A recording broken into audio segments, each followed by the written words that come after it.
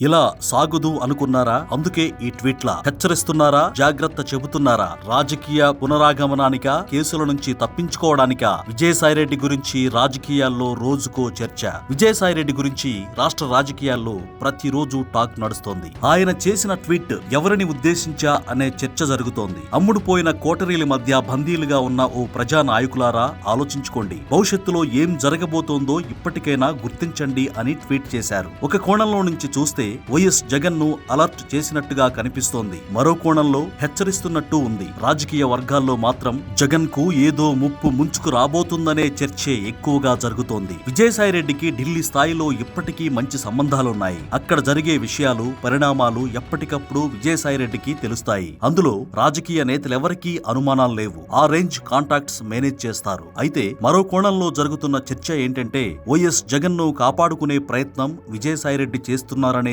మరో చర్చ. ఇప్పటికీ విజయసాయిరెడ్డికి వైఎస్ జగన్ మీద సాఫ్ట్ కార్నర్ ఉంది.